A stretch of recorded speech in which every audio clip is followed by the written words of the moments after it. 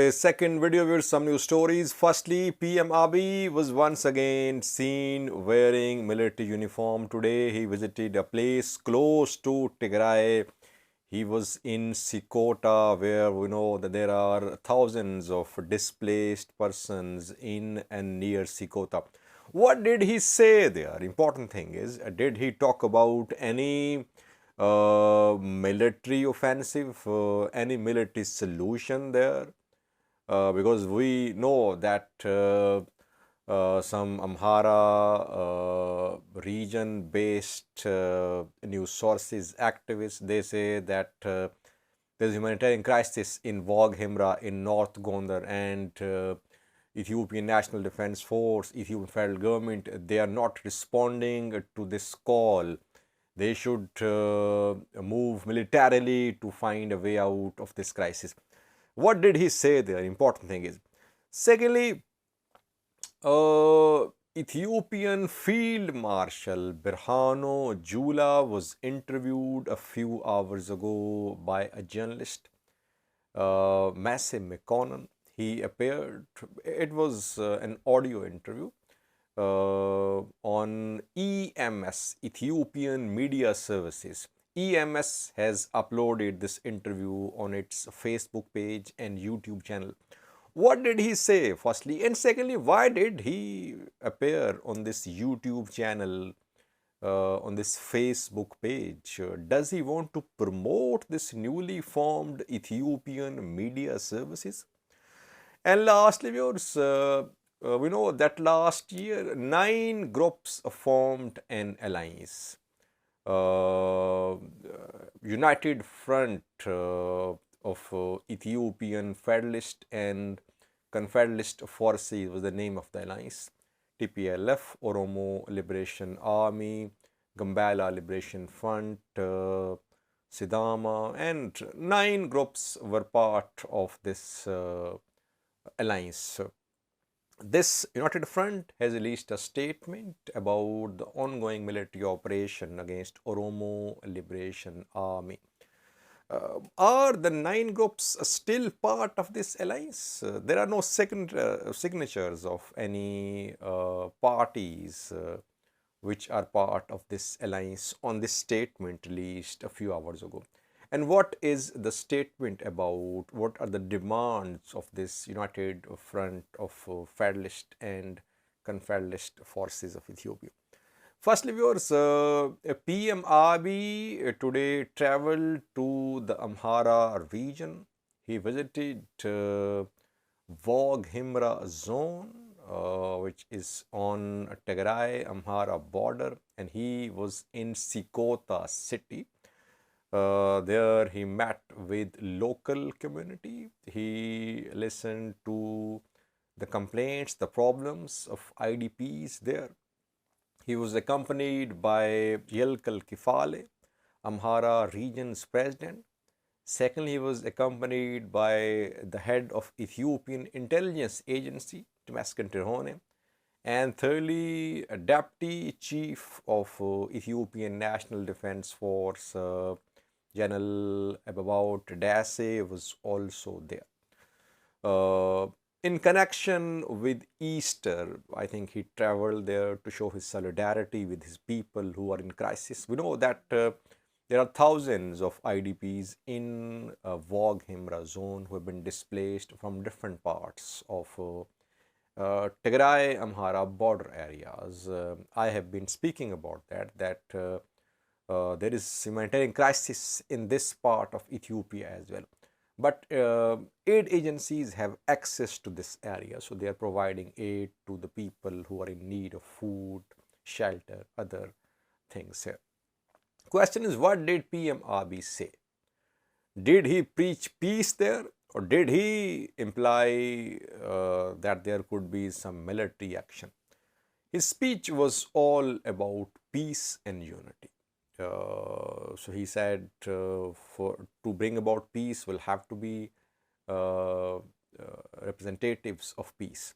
He did not say anything which could be seen as a hint that government was planning a military offensive on Tigray.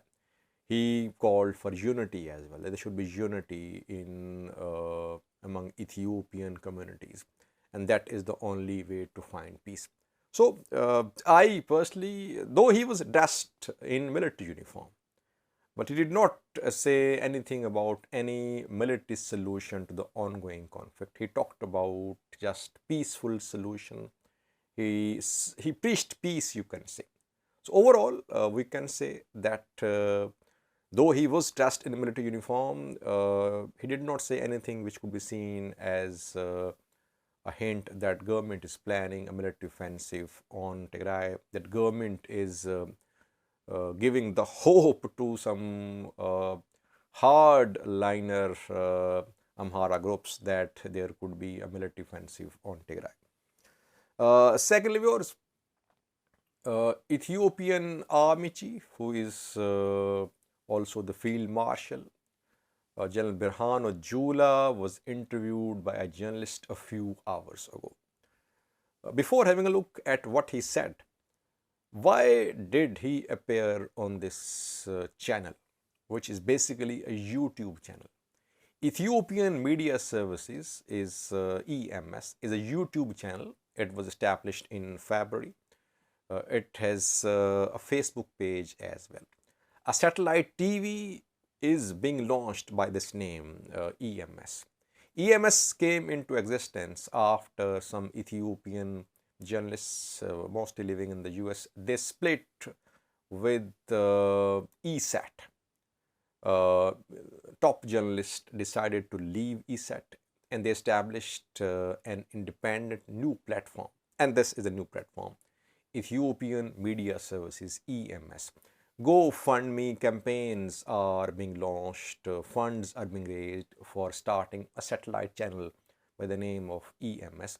But YouTube channel and Facebook page have been created, and Berhanu Jula was interviewed by Massive McConnell, one of the journalists who is behind this EMS. Firstly, his appearance on EMS shows that the government is backing EMS, that government could fund as well this new channel. And his appearance, his interview is a way of promoting this newly established media platform. What did he say there? Firstly, he denied any meeting with General Sad Khan. We have been hearing unconfirmed reports that I shared with you as well, that General Berhanu Jula had held a meeting with Tigray General Sad Khan. He denied such meetings. The reports were mostly shared by Tigray-backed activists. He denied all these reports. He said that he did not meet General Sad Khan, and it was part of spreading false information, spreading propaganda by Tigray-backed news sources. Secondly, important thing, he repeated what he has been saying in previous interviews. If you remember, in previous interviews, he said that around a dozen times, Tigray Defense Force has tried to open a corridor with Sudan, but it failed. Once again, he repeated the same thing. He says that Tigray cannot open a corridor with Sudan through military means. Ethiopian government forces are in full control of this territory. So militarily, this corridor cannot be opened. This has been consistent position of Berhanu Jula for several months, that TDF has been trying, but all TDF attacks on Humera, Volkai, Segede have been repelled. Once again, he said the same things. Overall, I see his interview as an attempt to promote this newly established news source, Ethiopian Media Services. Lastly, viewers, an alliance of some political and armed factions, which was formed last year, has released a statement. Name of the alliance is United Ethiopian Front of Federalist and Confederalist forces. The alliance was formed in November last year in the US. Tigray People Liberation Front was the main force behind this alliance. Oromo Liberation Army, a group from Afar, Gugumo, was part of it. Then armed groups from Gambela, Sidama, Somali region. They were also, and Amhara as well. I think Kimans were part of this alliance too. The alliance came into existence when Tigray forces were threatening to Addis Ababa. They were saying that they would remove Abiy Ahmed's government. Back then, TPLF formed this alliance with other political and armed groups to show an alternative political alliance in Ethiopia. The alliance was mainly formed to satisfy international community that some forces, political and armed, they want replacement of PM Abiy's government. But then things changed. Drones came into the picture, and Tigray forces suffered losses, and they had to retreat, and they had to retreat all the way to Tigray. And after that, we saw splits in this alliance as well. A far-based group, Gugumo, released a statement. It condemned TDF's attack on Afar, which started in January this year. And reportedly, Gugumo parted its ways with the alliance. So the statement was released in connection with ongoing military operation against Oromo Liberation Army in Oromia. But there are no signatures on this statement. Which parties are backing this statement? There are 9 factions which are part of this alliance. Are 9 factions still part of this alliance? We don't know, because there are no signatures on this statement. The statement says that before 2018, there was limited fighting in parts of Oromia like Guji, like Valaga. But after the start of Tigray conflict in November 2020, war in Oromia intensified, and then this month an all-out war has been launched by government forces against the people of Oromia. The United Front says that Oromo civilians are the target of this operation, and they are being killed. The statement mentions a drone strike as well, which happened in Abuna Ginda Barat, which I reported in previous video, that some civilians were killed in the drone strike.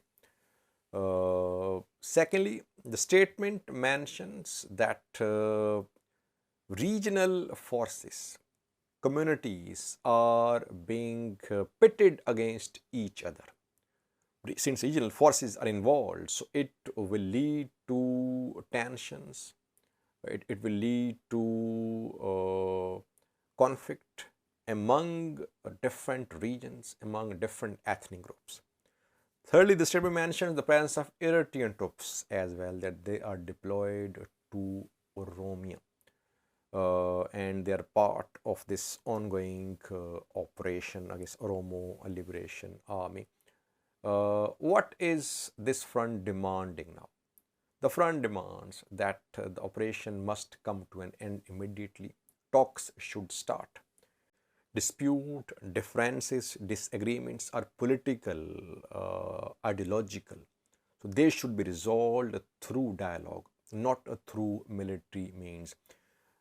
It's demanding the withdrawal of Eritrean forces as well, and it wants a platform for inclusive dialogue and unfettered humanitarian access to Oromia and to Tigray and other parts of Ethiopia where there are conflicts ongoing.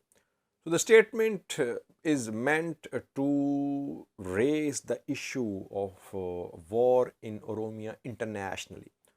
On international platform, this issue has been raised because the alliance was formed in the US last year. So its members, they traveled to US there.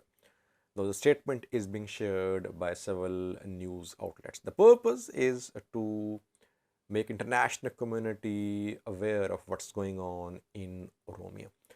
International viewers, Oromo diaspora is not all diaspora communities behind OLA. We have not seen any massive protests against ongoing military operation against OLA. No protests in the US, in the UK. I have not seen a single protest so far. Why? Though we know that some diaspora members, they fund Oromo Liberation Army.